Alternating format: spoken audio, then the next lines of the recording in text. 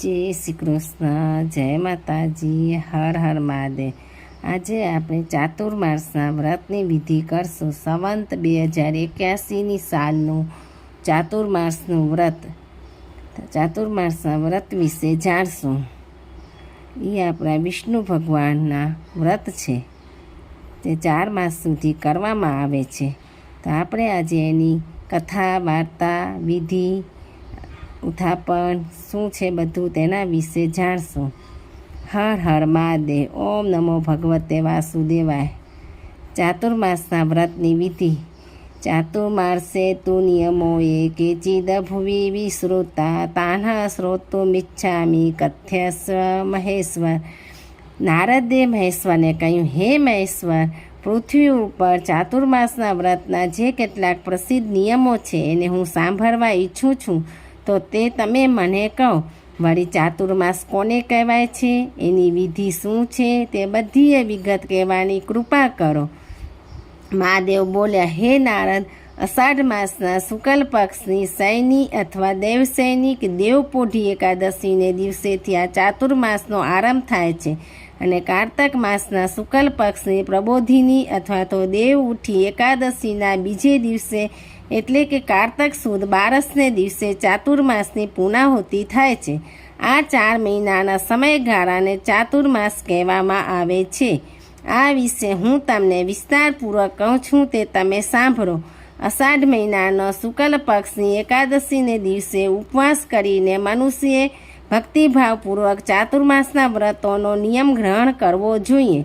શ્રી હરિ જ્યારે યોગ નિદ્રા કરી રહ્યા હોય ત્યારે 4 મહિના સુધી અથવા તો કારતક મહિનાની પૂનમ સુધી મનુષ્ય જમીન પર જ સૂઈ રહેવું જોઈએ।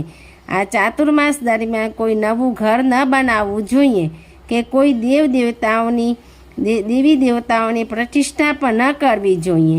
યજ્ઞ વગેરે ધાર્મિક કાર્યો ન કરવા જોઈએ। લગ્ન, યજ્ઞોપવિત્ર તેમજ એના જેવા બીજા માંગલિક કાર્યો ન કરવા જોઈએ।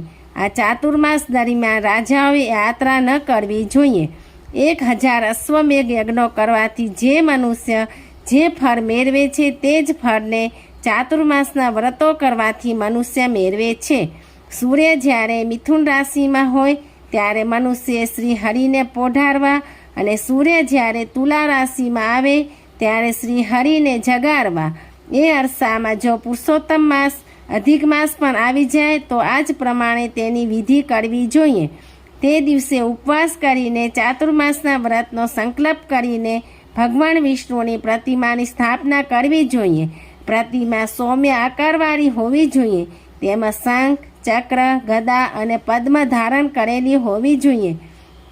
એ પ્રતિમાને સૌપ્રથમ સ્નાન કરાવી દહીં, દૂધ, મધ, ઘી અને શેકેલી ડાંગરથી સારી રીતે મર્દન કરવું અને ત્યાર પછી શુદ્ધ પાણીથી ફરીવાર સ્નાન કરાવી સાફ કરવી। ત્યાર પછી સુગંધિત ચંદનથી લેપ કરવો। પછી એ પ્રતિમાને નવા પીળા પીતાંબર પહેરાવવા, સારા સુંદર પલંગ ઉપર ગોદડા, ઓશિકા તથા સફેદ ચાદર પાથરીને ભગવાન વિષ્ણુને પોઢાડવા। ત્યાર પછી ધૂપ, ફૂલ અને દીવાથી ભગવાન વિષ્ણુનું પૂજન કરવું અને પછી આ મંત્ર બોલવો, સુપ્તે ત્વહી જગન્નાથે જગત સુપ્ત ભવેદિદમ વિબુદ્ધે ત્વહી બુદ્ધે તે જગત સર્વસરાચરચરમ।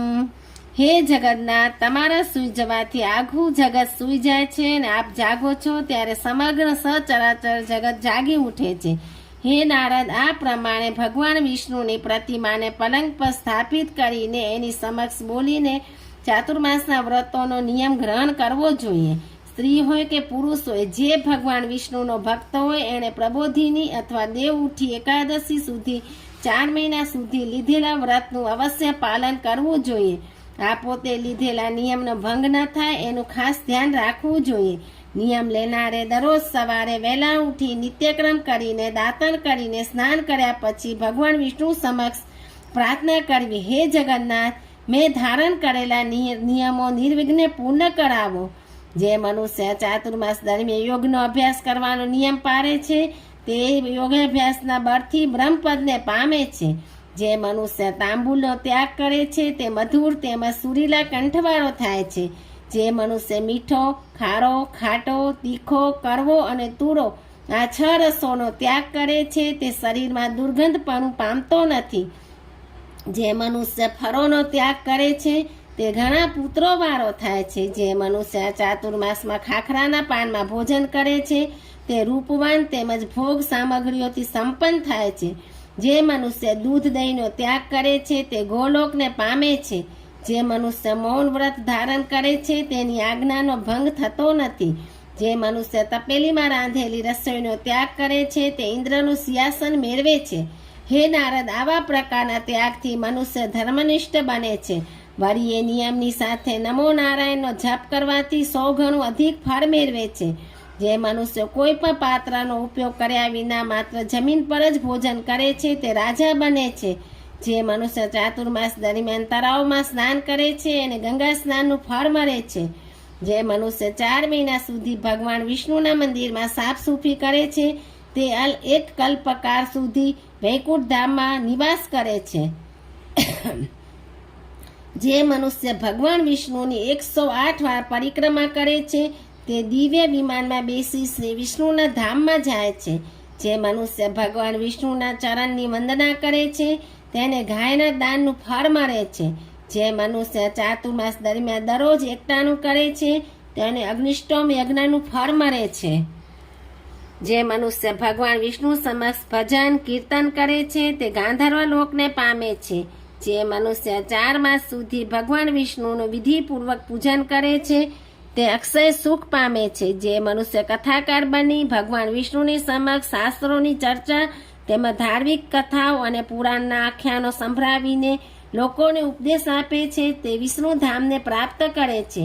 જે મનુષ્ય તુલસીના પાનથી ભગવાન વિષ્ણુની પૂજા કરે છે તે વૈકુંઠ ધામમાં જાય છે. જે મનુષ્ય સોનાનું તુલસીનું પાન બ્રાહ્મણને અર્પણ કરે છે તે સોનાના વિમાનમાં બેસી સ્વર્ગમાં જાય છે. જે મનુષ્ય ભગવાન વિષ્ણુના સ્નાનના જળ પોતાની ઉપર તે પાણીનો છંટકાવ કરે છે તે પવિત્ર બને છે અને મૃત્યુ પછી અપ્સરાઓની સાથે નિવાસ કરે છે. જે મનુષ્ય ગરમ પાણીનો ત્યાગ કરીને ઠંડા પાણીથી સ્નાન કરે છે તેને પુષ્કર તીર્થમાં સ્નાન કરવાનું ફળ મળે છે. જે મનુષ્ય થાળીમાં ન જમતા પત્રાવળીમાં જમે છે એને કુરુક્ષેત્રની યાત્રા કર્યાનું ફળ મળે છે. જે મનુષ્ય પથ્થરની શિલા પર ભોજન કરે છે એને પ્રયાગ તીર્થમાં સ્નાન વગેરે કર્યાનું ફળ પ્રાપ્ત થાય છે. ચાતુર્માસ દરમિયાન કાંસાના વાસણનો ઉપયોગ ન કરવો જોઈએ. બીજી કોઈ અન્ય ધાતુના વાસણોનો ઉપયોગ કરવો જોઈએ. બીજી ધાતુના વાસણો કરતાં માટીનું વાસણ ઉત્તમ ગણાય છે. જે મનુષ્ય તાંબાના વાસણમાં જમે છે એને નેમિષારણ્યની જાત્રા કર્યાનું ફળ મળે છે. જે મનુષ્ય 1 વર્ષ સુધી દરરોજ અગ્નિહોત્ર કર્મ સેવ્યાનું ફળ મેળવે છે તે જ ફળ પત્રાવળીમાં ભોજન કરનાર મેળવે છે. ખાખરાના પાંદડાની પત્રાવળીમાં ભોજન કરનારને ચાંદ્રાયણ વ્રત કર્યાનું ફળ મળે છે. જે મનુષ્ય આવી ખાખરાના પાનની પત્રાવળીમાં 1 જ વાર ભોજન કરે છે તે ત્રિરાત્ર વ્રતના જેટલું પુણ્યદાય છે તેમજ મોટા મોટા પાપોનો નાશ કરાય છે. એમ કહેવામાં આવ્યું છે એકાદશીનું વ્રત કરવાથી જે પુણ્ય ફળ મળે છે એ જ પુણ્ય પત્રાવળીમાં ભોજન કરનારને મળે છે. એટલું જ નહીં પણ એથી એને દરેક પ્રકારના દાન કર્યાનું પણ ફળ તેમજ દરેક તીર્થ સ્થળોની જાત્રા કરવાનું ફળ મળે છે. જે મનુષ્ય કમળના પાનમાં ભોજન કરે છે કદી નરકમાં પડતો નથી. તેમજ બ્રાહ્મણ જો કમળના પાનમાં ભોજન કરે તો તે વૈકુંઠમાં જાય છે. જે મનુષ્ય ચોમાસાના 4 મહિના સુધી કંઈ પણ પાથર્યા વિના જમીન પર સૂઈ જાય છે તેને 10,000 વર્ષો સુધી રોગથી તે પીડાતો નથી. એને કદી કોઢનો રોગ થતો નથી. તેમજ ઘણા પુત્રોવાળો તેમજ ખૂબ જ ધનવાન થાય છે. જે મનુષ્ય ચાતુર્માસ દરમિયાન યાચક વ્રત એટલે કે કંઈ પણ માંગ્યા વિના જે મળે છે તે ખાવાનું વ્રત ધારણ કરે છે તેને વાવ, કૂવા, તળાવો વગેરે બંધાવવાના પુણ્યનું ફળ પ્રાપ્ત થાય છે. વળી જે મનુષ્ય કોઈનો દ્રોહ કરતો નથી તેમજ કોઈ પ્રાણીની હિંસા કરતો નથી એને પણ વાવ, કૂવા, તળાવો વગેરે બંધાવવાના પુણ્યનું ફળ પ્રાપ્ત થાય છે. વેદોમાં કહેવાયું છે કે અહિંસા એ જ પરમ શ્રેષ્ઠ ધર્મ છે. તેમજ શાસ્ત્રોમાં પણ દાન, દયા અને ઇન્દ્રિય નિગ્રહ આ 3 ઉત્તમ ધર્મો કહેવાયા છે. માટે દરેક મનુષ્ય ચાતુર્માસ દરમિયાન આ ધર્મોના નિયમોનું પાલન કરવું જોઈએ. એવા મનુષ્યો ઉપર ભગવાન વિષ્ણુ સદાય પ્રસન્ન રહે છે. આ 4 માસ દરમિયાન ભગવાન વિષ્ણુ પોઢી જાય છે. ત્યારે જે મનુષ્ય મધ ખાય છે એને મોટું પાપ લાગે છે. પરંતુ જો મનુષ્ય ચાતુર્માસ દરમિયાન મધનો ત્યાગ કરે છે તેને વિવિધ પ્રકારના અનેક યજ્ઞો કરવાથી જે પુણ્ય પ્રાપ્ત થાય છે તે જ પુણ્યને મેળવે છે. જે મનુષ્ય દારમ, બીજોરું અને નારિયેળનો ત્યાગ કરે છે તે વૈજ્ઞાનિક દેવ થઈને આખરે વૈકુંઠ ધામને પામે છે. જે મનુષ્ય ડાંગર, જવ અને ઘઉંનો ત્યાગ કરે છે તેને વિધિપૂર્વક તેમજ દાન દક્ષિણા સહિત અશ્વમેઘ યજ્ઞ કર્યાનું ફળ મળે છે. જે મનુષ્ય તુલસી, તલ અને દર્ભ વડે પિતૃઓનું તર્પણ કરે છે એનું ફળ વિશેષ કરીને ચાતુર્માસમાં 1 કરોડ ગણું વધારે મળે છે. જે મનુષ્ય 4 મહિના સુધી દરરોજ આંબળાનું ચૂર્ણ શરીરે ચોળ્યા પછી સ્નાન કરે છે તેને અવશ્ય મહાન પુણ્ય પ્રાપ્ત થાય છે. વિદ્વાન પુરુષો આંબળાના ફળને પાપને હરનારું બતાવે છે, કારણ કે ખુદ બ્રહ્માએ 3 લોકનું રક્ષણ કરવા માટે જ આંબળાના વૃક્ષનું નિર્માણ કરેલું હતું. જે મનુષ્ય ચાતુર્માસ દરમિયાન પોતે પોતાના હાથે જ રસોઈ બનાવીને જમે છે તે 10,000 વર્ષો સુધી ઇન્દ્રલોકને પામે છે. જે મનુષ્ય 4 મહિના સુધી મૌન ધારણ કરીને ભોજન કરે છે તે કદી પણ દુઃખી થતો નથી. એટલું જ નહીં પણ મૌન ધારણ કરીને ભોજન કરનાર રાક્ષસો પણ મૃત્યુ પછી સ્વર્ગમાં ગયા છે. જે મનુષ્ય વાતો કરતા કરતા ભોજન કરે છે એની વાતોથી અન્ન અપવિત્ર થઈ જાય છે અને આ અપવિત્ર ભોજન જમવાથી એ મનુષ્ય માત્ર પાપનું જ ભોજન કરે છે. આથી જમતી વખતે અવશ્ય મૌન ધારણ કરવું જોઈએ. આમ મૌન સહિત જમવાથી એ ઉપવાસ કર્યા જેટલું પવિત્ર બની જાય છે. વળી જે મનુષ્ય દરરોજ પ્રાણવાયુને 5 આહુતિઓ આપીને પછી મૌન ધારણ કરીને ભોજન કરે છે તેના 5 પાપો અવશ્ય નાશ પામે છે. હે નારદ, પિતૃતર્પણ કે પિતૃશ્રાદ્ધ કરતી વખતે સીવેલું વસ્ત્ર ન પહેરવું જોઈએ, પરંતુ એક જ આખું ધોતિયા જેવું વસ્ત્ર પહેરવું જોઈએ.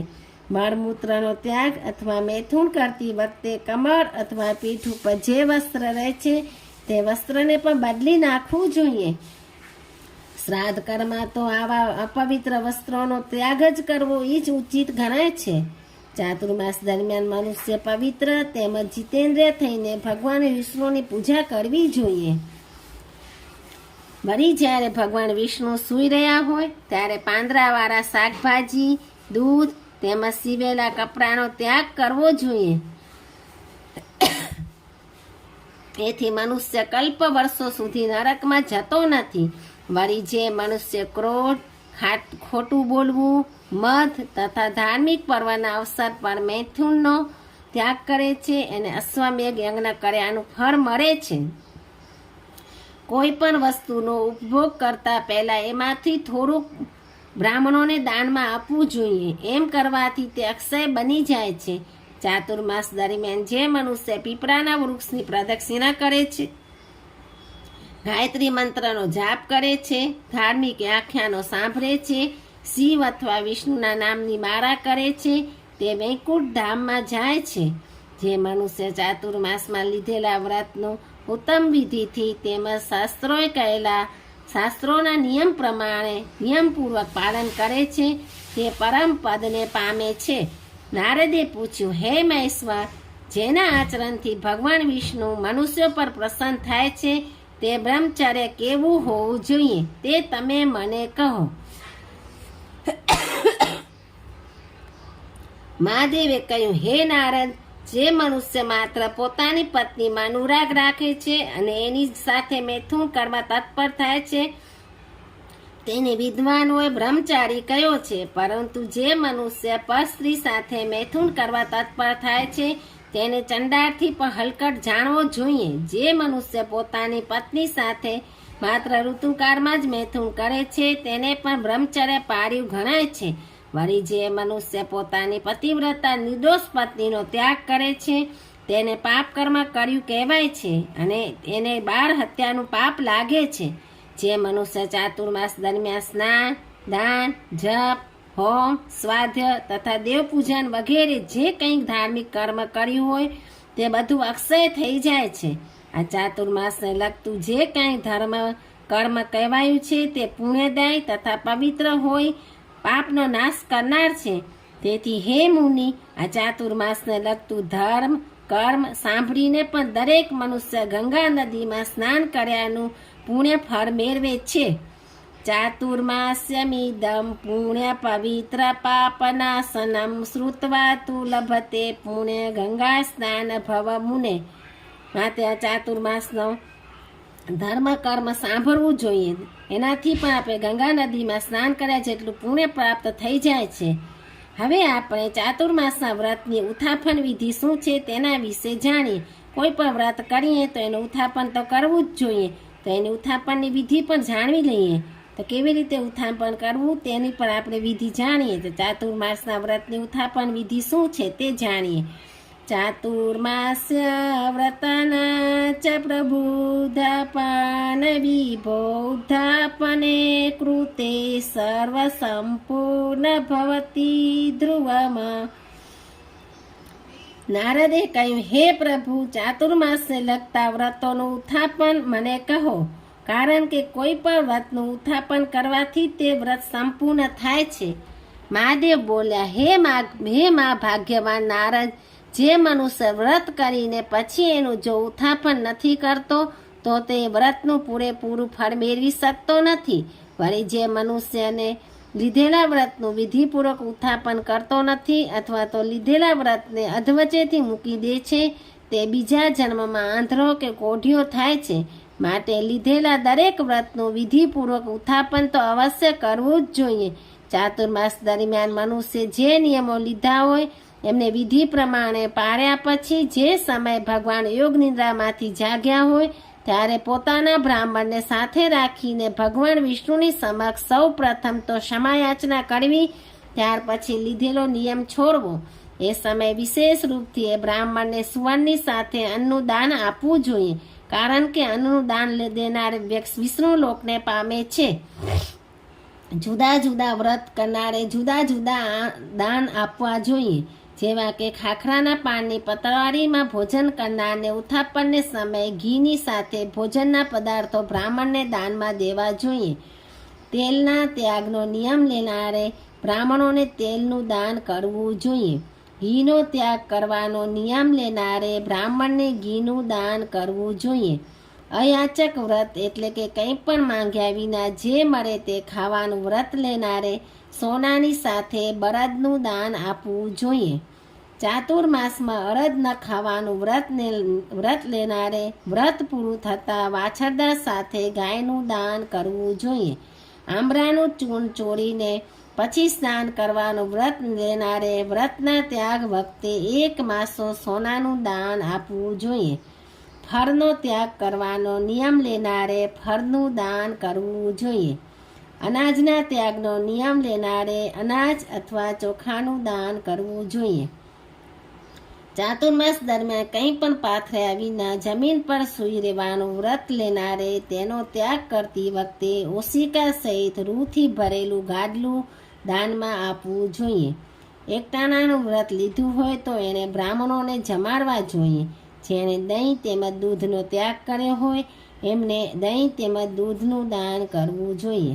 ચાતુર્માસ દરમિયાન જે મનુષ્ય બ્રહ્મચર્ય પાળવાનું વ્રત લીધું હોય તો તેનો ત્યાગ કરતી વખતે બ્રાહ્મણ દંપતીને સજોડે ભક્તિપૂર્વક ભોજન કરાવવું, ત્યાર પછી દક્ષિણા આપવી, તે ઉપરાંત શાક અને મીઠું પણ આપવા જોઈએ. ચાતુર્માસ દરમિયાન તેલ માલિશ વિના નિત્ય સ્નાન કરવા નિયમ લેનારે ઘી સાથે શેકેલા અનાજનો લોટ દાનમાં આપવો જોઈએ. મૌન વ્રત ધારણ કરનારે પૂર્ણાહુતિને સમયે ઘંટ, તલ અને સોનાનું દાન આપવું જોઈએ. 4 મહિના સુધી નખ અને વાળ વધારવાનું વ્રત લેનારે વ્રતનો ત્યાગ કરતી વખતે દર્પણનું દાન કરવું જોઈએ. જોડા નહીં પહેરવાનો નિયમ લેનારે જોડાનું દાન આપવું જોઈએ. મિષ્ટાન ન ખાવાનું વ્રત લેનારે વ્રત છોડતી વખતે ખાંડ દાનમાં આપવી જોઈએ. ચાતુર્માસ દરમિયાન બ્રાહ્મણના ઘેર અથવા તો દેવના મંદિરમાં દરરોજ દીવો આપવાનું વ્રત લીધું હોય એણે પોતાના વ્રતની પૂર્ણાહુતિ માટે ઘીથી ભરેલું સોનાનું કોળિયું બ્રાહ્મણને ઘેર અથવા તો દેવના મંદિરમાં આપવું જોઈએ.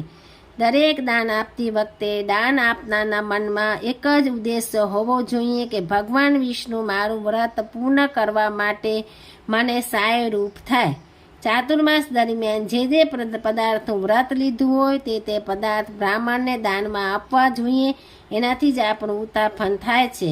વ્રતના ઉત્થાપન વખતે ઉપર દર્શાવેલા દાન ન આપી શકાય એવી જો પોતાની સ્થિતિ હોય તો બ્રાહ્મણ પાસે સંકલ્પ મુકાવવો જોઈએ, જેથી વ્રત પૂરું થયેલું ગણાશે. આ પ્રમાણે લીધેલું વ્રત જે મનુષ્ય મનને કાબૂમાં રાખીને શ્રદ્ધાપૂર્વક નિર્વિઘ્નને પૂરું કરે છે એને ફરીથી મનુષ્ય જન્મ પ્રાપ્ત થતો નથી અને એના ફળરૂપે એ વૈકુંઠ ધામમાં જાય છે. પ્રથમ સ્નાન વગેરે કરીને પવિત્ર થઈને ભગવાન શ્રી વિષ્ણુની આગળ નિયમ કરવો જોઈએ અને પછી એમની આગળ જ નિયમનો ત્યાગ કરવો જોઈએ. કારણ કે શ્રી વિષ્ણુ દેવ તો શંખ, ચક્ર અને ગદાને ધારણ કરનાર તથા આદિ અંત રહિત હોય પાપોનો પણ નાશ કરનાર છે. એમની આગળ ચાતુર્માસના લગતા નિયમો ક્યાં મનુષ્યો ન કરી શકે? અનાદિ નિધનો દેવ શંખ ચક્ર ગદાધરમ તસ્માગ્રેત કુર્વન્ત્યુ યતો વિષ્ણુસ્ત પાપઃ. હર હર મહાદેવ. ઓમ નમઃ શિવાય. જય શ્રી કૃષ્ણ. તો આ હતું ચાતુર્માસના વ્રતની વિધિ વિધાન તથા નિયમો. જય શ્રી કૃષ્ણ. હર હર મહાદેવ. ઓમ નમો ભગવતે વાસુદેવાય.